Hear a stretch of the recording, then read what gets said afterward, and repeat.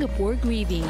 The city-state has had to say goodbye last week to its founding father, Kuan Yew, who served as Singapore's first prime minister from 1959 until 1990, making him the longest-serving prime minister in the world. Over 1 million Singaporeans have formally paid their respects to the former leader, and nearly 500,000 queued in the streets to see his body lying in state at the Parliament House. We think we are also the people who owe a lot to what Mr. Kuan Yew has created. The funeral took place this Sunday in the presence of many international leaders.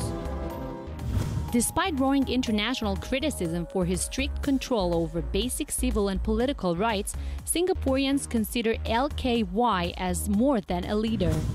The architect of modern Singapore is praised for leading the country towards many achievements, from being the second freest economy of 2015 to having one of the highest GDP per capita incomes in the world. Our focus this week is on Singapore.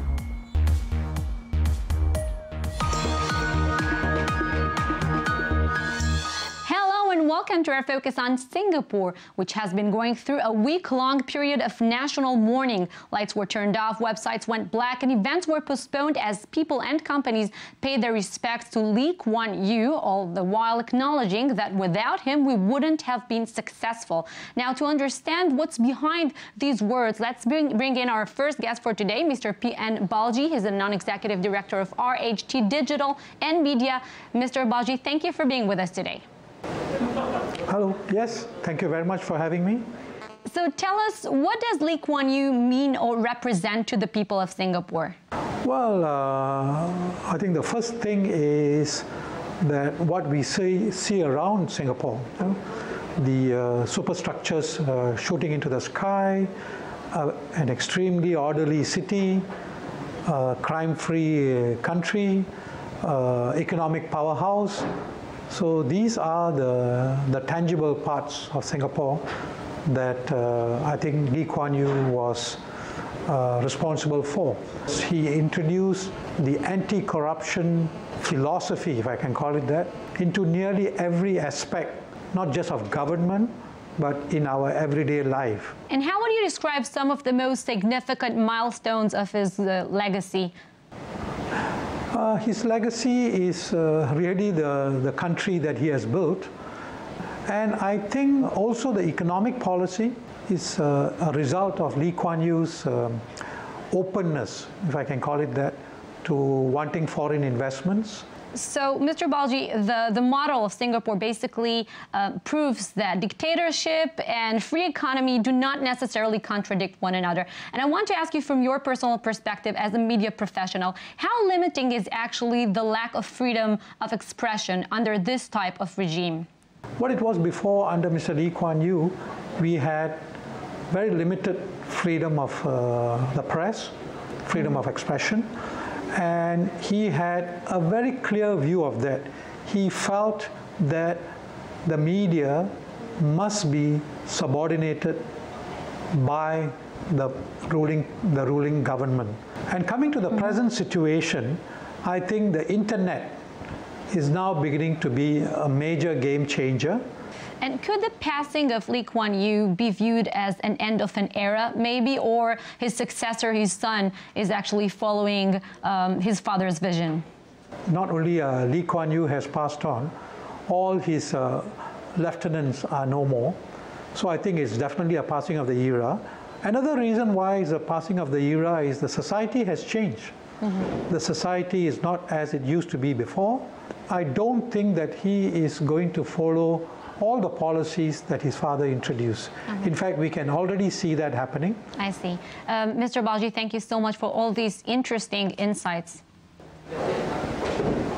Thank you very much. About half a century ago, Singapore was an island without any natural resources to call its own. When Kuan Yew took power and implemented his financial credo, Singaporeans saw their country's living standards rocket beyond those of their neighbors. Some call it a miracle, some call it capitalism. Joining us now is Tan, Professor of Economics at the Kuan Yew School of Public Policy. Hello, Mr. Tan. My pleasure. So we can start this interview, with many different questions, but I think the most solid one would be, what is the secret?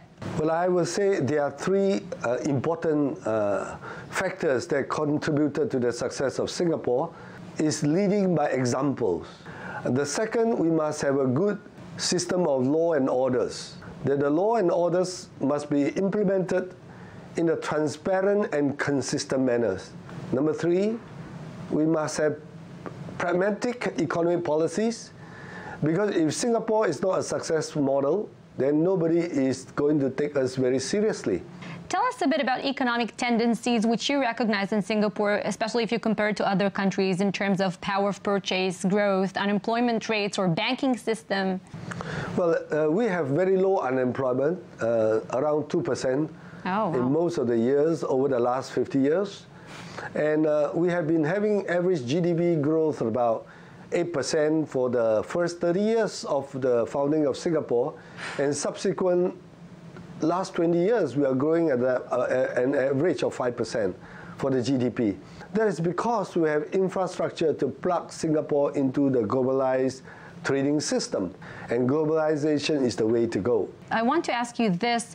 In what fields do we see that Singapore's economy is more centralized or planned? Oh, well, we have the public housing facilities, which is centralized. And this centralized public housing allows 85% of Singaporeans to own their own apartment. Plus, we also have this, the co-payment scheme between employer and employees, so that they put the money into a fund, which is by and large used to fund the public housing. Let's finish with the biggest question mark, the way I see it. I want to ask you, if this financial policy was proven to be so successful and improved the standards of living in such a short time, why are other countries not following the same path? It depends on the leadership. A leadership that leads by example. A leadership that can attract a team of the similar quality civil service and politicians to want to do good for the majority of its citizens, which is making the difference. So it's the people, not the system, that matters, which explains why countries, many of them, although it's so well endowed with natural resources, they don't achieve the kind of success we achieve in Singapore, which is making a difference. Very interesting point, Professor. Thank you so much for this interview. My pleasure. And now, what else is going on in Singapore? Singapore's air pollution hit levels classified as unhealthy according to the government's National Environment Agency. The pollution standards index in the city-state rose to 102, and a PSI reading above 100 indicates air pollution has reached an unhealthy level. A Singapore court sentenced 2 Germans to 9 months in prison and 3 strokes of the cane for vandalism. The young men pleaded guilty to breaking into a depot and spray painting graffiti on a commuter train carriage. Singapore sentences hundreds of prisoners to caning each year as part of a system that has been criticized by rights groups. The highly anticipated annual Future Music Festival Asia 2015, which was set to take place in Singapore in early March, has been cancelled. The event held in Kuala Lumpur last year was marred by drug problems, where 6 died of drug overdose and 2 Singaporeans were charged in Malaysia for drug offenses. Singapore's Changi Airport was just named the world's best airport in 2015 by the World Airport Awards. This is the 3rd year that Changi took the top spot, beating over 400 airports around the world. The airport's facilities include a butterfly garden, rooftop pool, movie theaters, hotels, spas, showers, and even a 4-story slide. Uber taxi service has teamed up with a luxury car rental service in Singapore. Aside from Uber's usual choices of a regular cab, an SUV, or a town car, customers are now able to be picked up in a Lamborghini or Maserati. The luxurious rides will have a base rate of $120 for the first 15 minutes and $5 per minute for the remainder of the ride. Please Chinese governing party has held power without interruption since independence 5 decades ago. But to younger generation for whom stability and one of the world's highest per capita incomes are a given, good sidewalks, clean tap water and graft-free government may no longer be enough. Wanda Hu Jingshan, a product manager of a local gaming brand called Armageddon, is here to give us some of the younger generation's perspectives. Hey, Wanda. So some say that the poor country to prosperous country narrative means less now to young Singaporeans. Do you find this any true? I think it largely depends on exactly who you speak to. But generally speaking, I think many of the Singaporeans of my generation may have forgotten exactly how much worse it was for us back then versus right now. They only know about it through reading, through stories they've heard from their parents, but because they haven't actually experienced the lack of drinking water, for example, well, that's why they don't exactly feel the same way about Singapore now as per the previous generation. And do you believe that young adults' voices in Singapore are being heard when you speak about politics or social issues? Is it possible to speak out? The main thing why I decided that I would do this interview was because this in itself is good proof that that is not true. On social media as well as well, basically any public platform, if you want to open up a blog talking about political issues, it's entirely possible. But with the freedom of speech comes also a responsibility for what you say.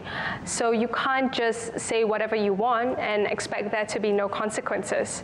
So for the most part, I think a lot of the media has blown out of proportion some of the incidences where we've had bloggers who said things about our government that was not true and had to face some amount of consequences. But if you look carefully at how much people can get sued for and paid out in terms of defamation, the government has been very, very lenient with people who have tried to mar their reputations. And when you guys hear about average salaries or unemployment rates, let's say in Europe, for example, what crosses your mind when you come to compare your situation and young adult situation in Europe? Okay, in terms of unemployment, I think Singapore is maybe at about 2%. If you compare that with perhaps Europe, France, for example, I think that is roughly about 1/5 of the unemployment rates they have there. So in terms of working conditions as well as job availability and the government having a big role in trying to ensure that all of its citizens has the right skill sets to get jobs, over here we're really very fortunate. So Wanda, tell us, what's the latest trend for you guys there in Singapore, young people? Many of us are becoming a lot more health conscious and trying to lead lives that are really balanced, putting family, work, as well as our own health into a good equation where it's basically a good balance. Besides that, there's also things like going for coffee, having fusion food. Food is so much more important now. So yeah, culturally speaking, I think it's a lot more richer, and I guess you could call that the trend as well. Well, food is always good. Wanda, thank you so much for this interview. Thanks for having me. The ancient Chinese sport, dragon boat racing, has become very popular in Singapore. Beyond the competitiveness, it is also a very colorful cultural entertainment. During the weekends, clubs engage in practice sessions on the Kallang River, and once a year, crews from all around the world arrive for the annual Dragon Boat Festival. To hear more about the sports, let's bring in our next guest for today, Jason Chen. He's the owner of a professional dragon boat company. Yes, hello. Hi, Jason. So how popular is dragon boating in Singapore? Dragon boating in Singapore, it's very, very popular. We have been running the sport for more than 30 years. It's said to have about 20,000 dragon boaters in population in the country. It spreads from corporate clubs to community clubs to tertiary institutions, schools. Yeah, so there's a huge population of dragon boaters here. So is this an activity for everyone, or do you need to have like a firm upper body in order to really enjoy it? No. I think that's the perceived value that everyone, or rather the perceived impression that people will have in terms of dragon boating.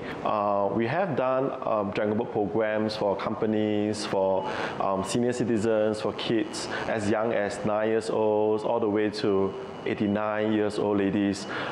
It's really meant for everyone. So what is expected in the next Dragon Boat Festival? The festival, this is called, we call it Chinese Dumpling Festival, or we call it Duanwu Festival.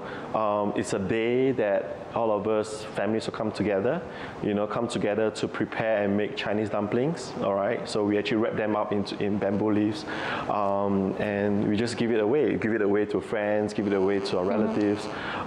At the same time, on the same day, you go out to a lake, you actually see dragon boat competitions going on. Jason Chen, thank you so much for this interview. I'll have to come check it myself. Yeah, sure, definitely. I look forward to see you.